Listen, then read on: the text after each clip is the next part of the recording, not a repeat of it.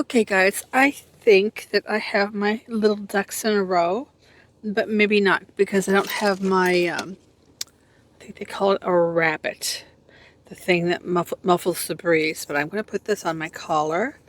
And what we are doing today is you're going with me out of the house so I can just practice this dry run of taking you with me on on some of the inspection this year. You can kind of see that um, it's a process, and there'll be a lot of roads traveled and a lot of locations looked at.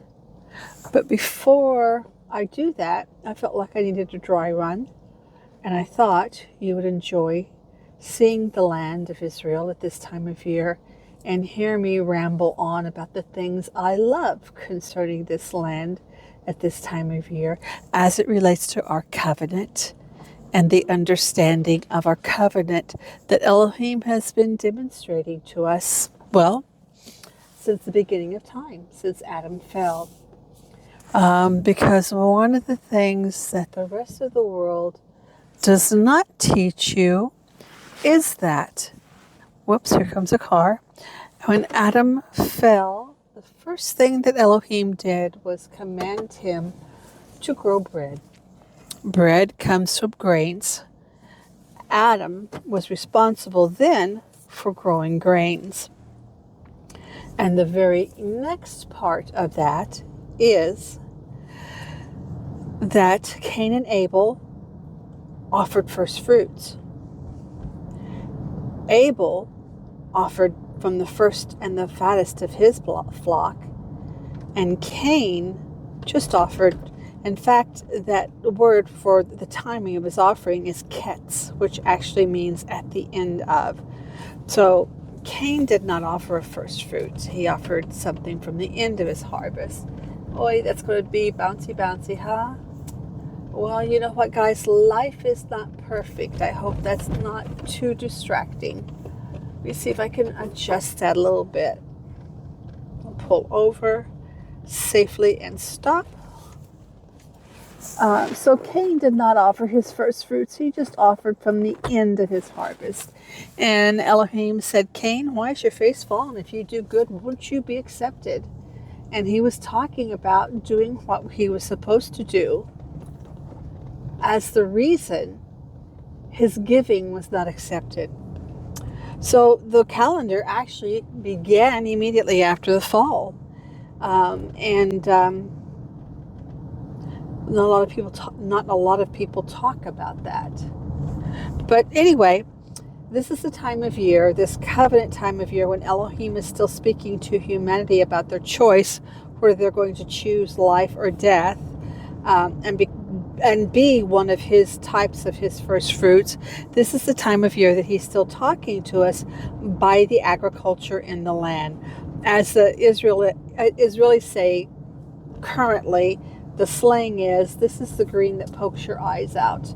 There's a certain time of year at the beginning of ahead of Aviv, at the beginning of that Aviv season, before the grains, just before the grains come out of their head, or the flowering just before the flowering heads show up. Sorry.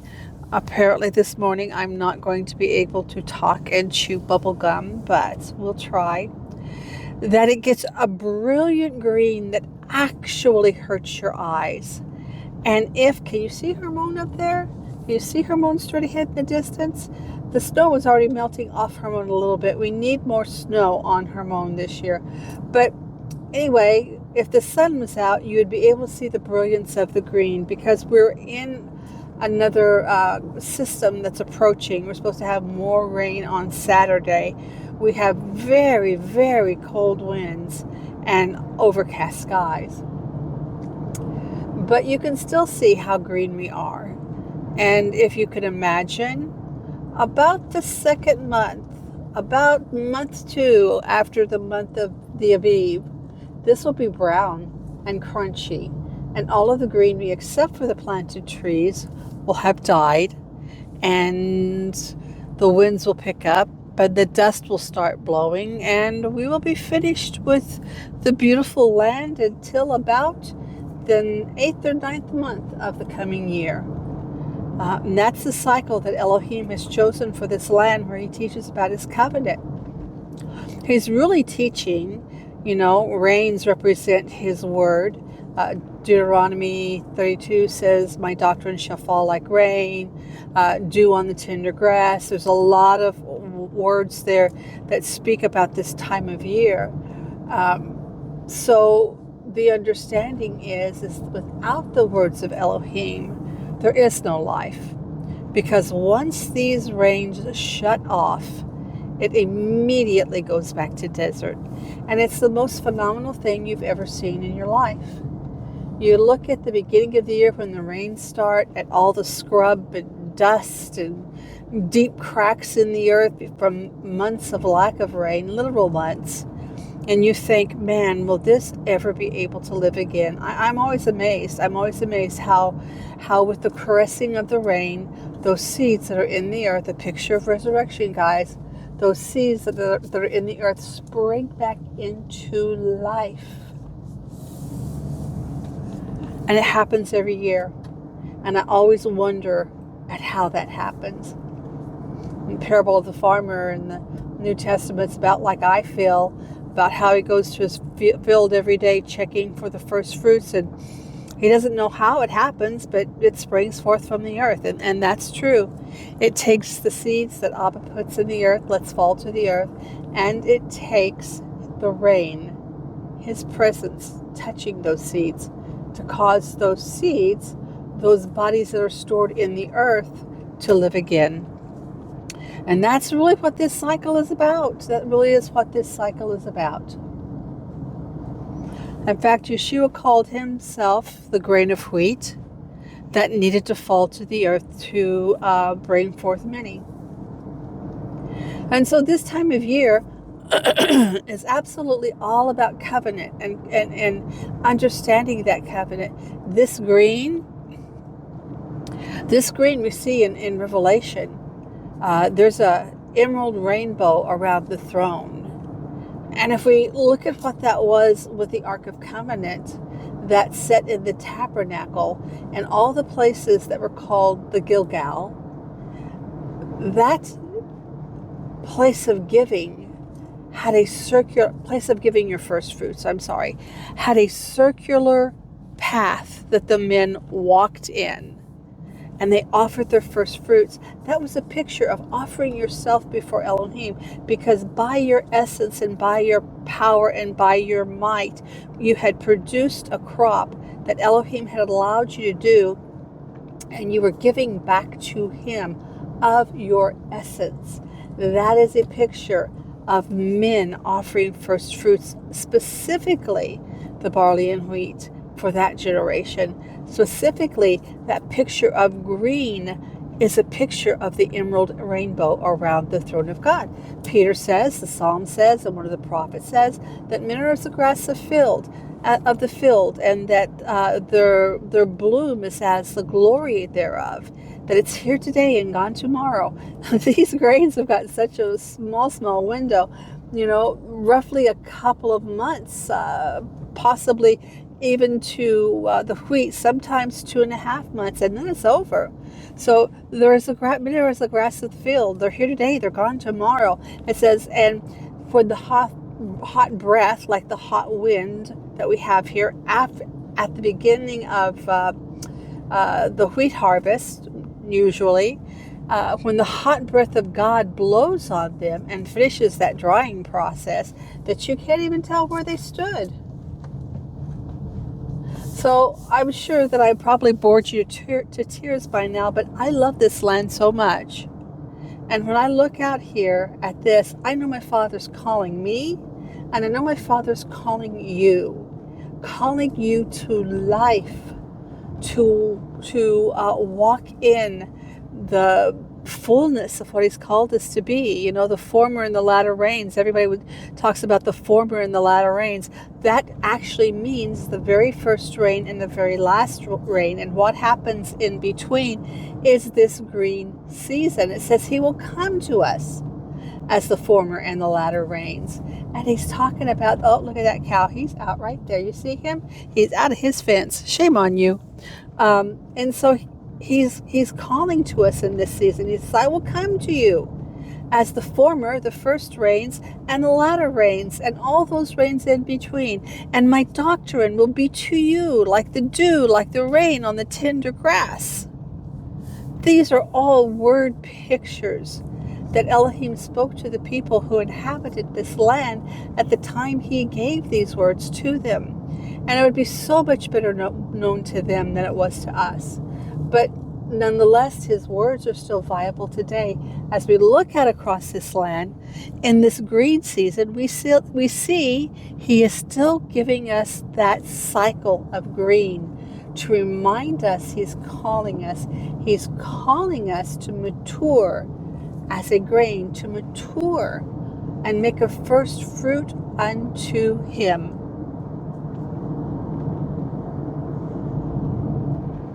We're almost down to the Kinneret, and I'll shut up for a little while.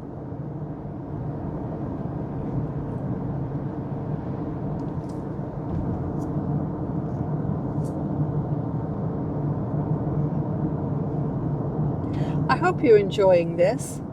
I mean, there's going to be spaces of time that I'm not going to be talking to you, and you're just going to be looking at our beautiful Israel.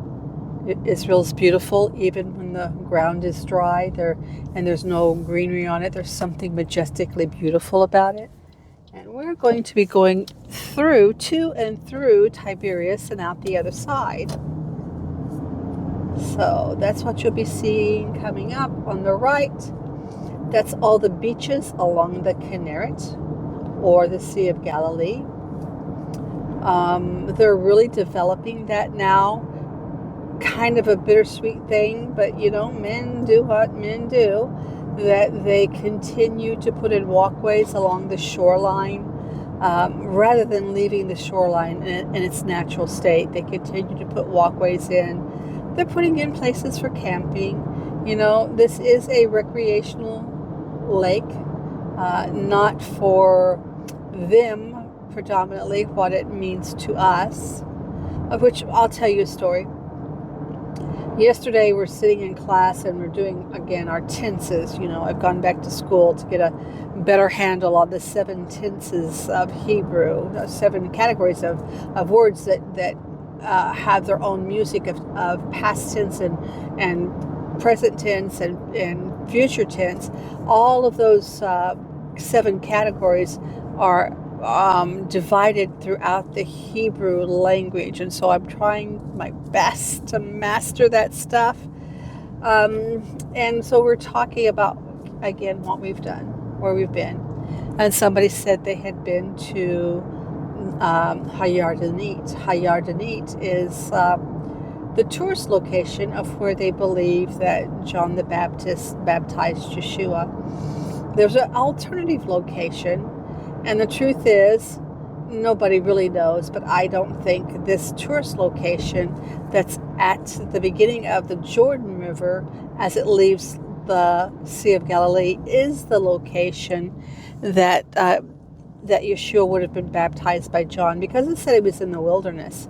And even at that time around the Kinneret, there was quite a bit of houses and people living, because it was a source of water, and most of the years of the month this is a desert, and all of the villages and all of the places that we know in Scripture almost all sprung up where there was a spring that would come out of the ground because you need water.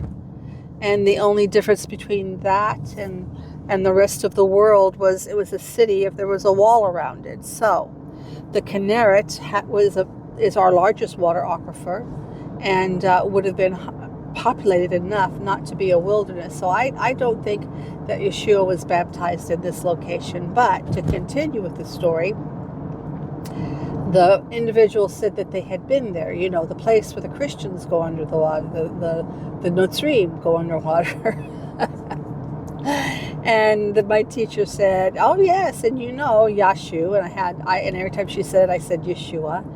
And they talked about me during break because I insisted his name was Yeshua and not the acronym for may his name be blotted out and forgotten forever, basically. They talked about me at break, but that's okay. That's okay. I'm going to correct them. One of them will say something to me, and I'll whip out my New Testament and show them how it's spelled, because they dropped the ein, and the ein is obviously there. Anyway, and she was saying, so that Yashu, he walked on the water at the Jordan River, and I'm rolling my eyes to myself, and I'm thinking, no, he did not. He walked on the water in the Sea of Galilee, and he did a mikvah in the Jordan. And if you understood that, you would be shocked. So there is coming a day quite soon when somebody finally calls me on the carpet because I correct them, and I'll tell them what I know. And if I need to, I'll whip out the good book and I'll show them and let them read it for themselves. Okay, so we are in Tiberias now. I've talked enough that we're in Tiberias. And really, this is kind of like the outer edges, like with the hotels and still the beaches and swimming beaches specifically, because it's still out of the city and it's like part of the park system. You can go in for a fee.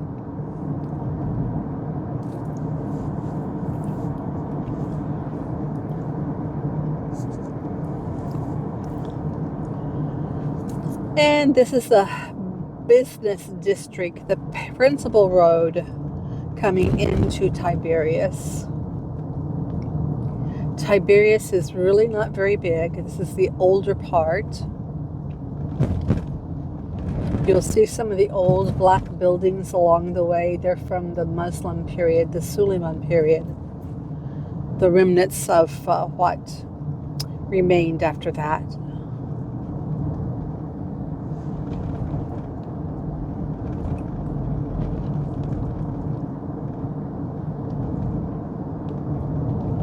I'm going to go back out of Tiberias and keep following the lake around because we're going to Migdal.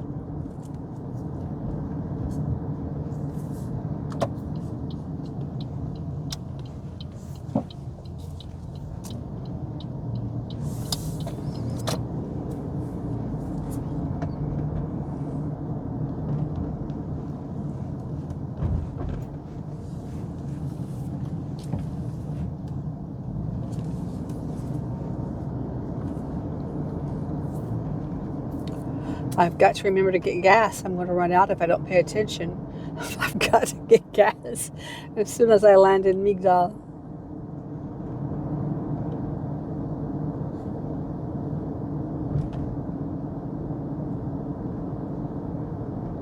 I got preoccupied with setting the camera up and making sure that everything was connected and that I would have an opportunity to practice on the road with my equipment.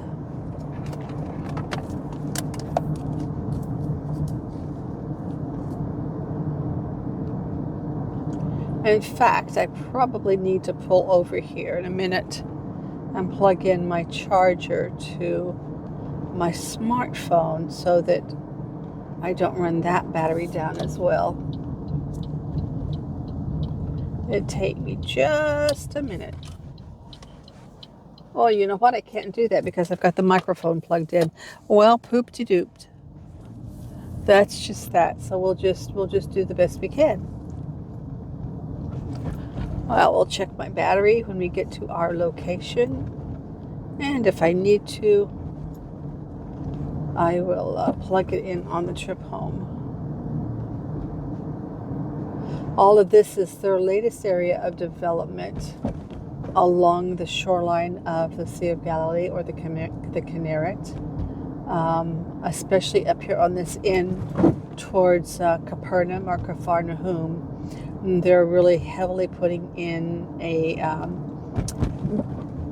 like, I guess a park, a bigger area where you can come with your campers and your tents. I don't know how that works yet. It's not ready. I don't know what the fee will be, but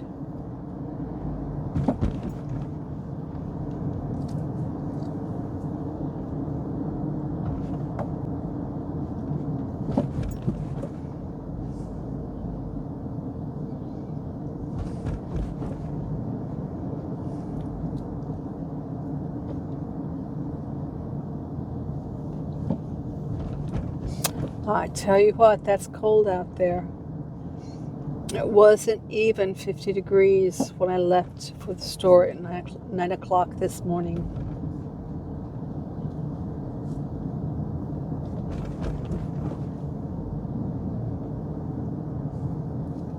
And that wind was starting to kick up too. That wind was cold.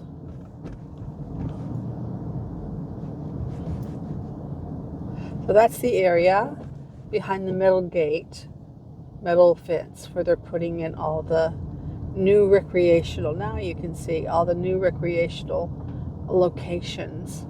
Looks like they'll have facilities too for the caravans. We call them caravans, not campers, for the caravans.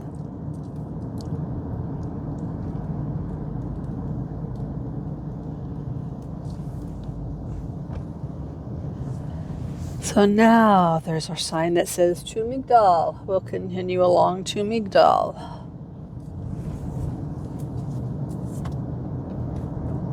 I'd like for you to give me some feedback if you guys enjoy this. If you would like to have more of me talking to you as I drive around and ramble about what I see in the land that represents the scripture, I would love to have some feedback on that. I love the spontaneity of that. I don't know if you do. The only problem is you're left to do a lot of research and study on your own because I'm not giving you scripture references.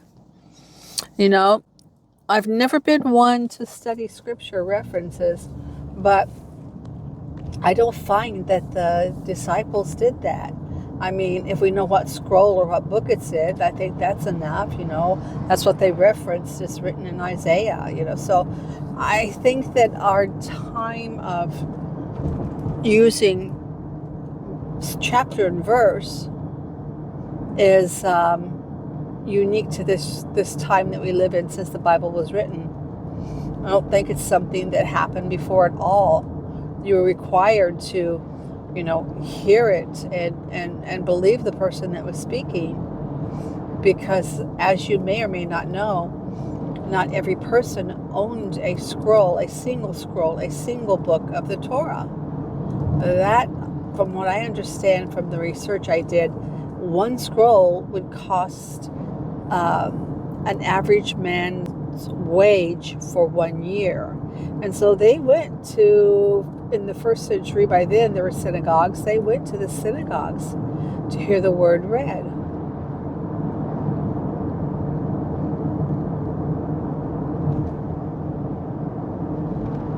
This is Mount Arbel. This is where on your left. This is where Josephus and his men stood the Romans off for X amount of days and finally gave in.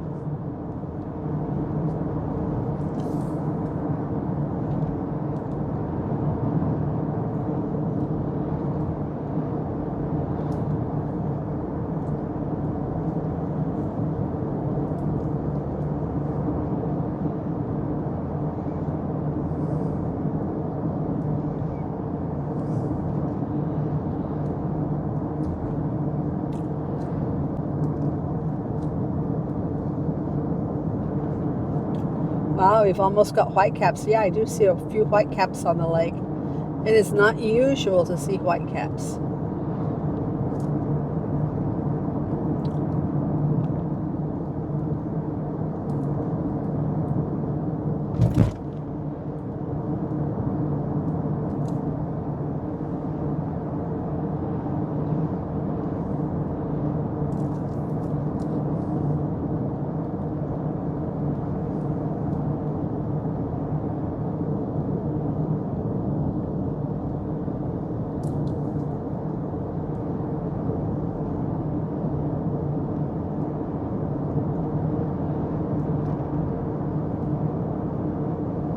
Over here on the right, you're going to see two things.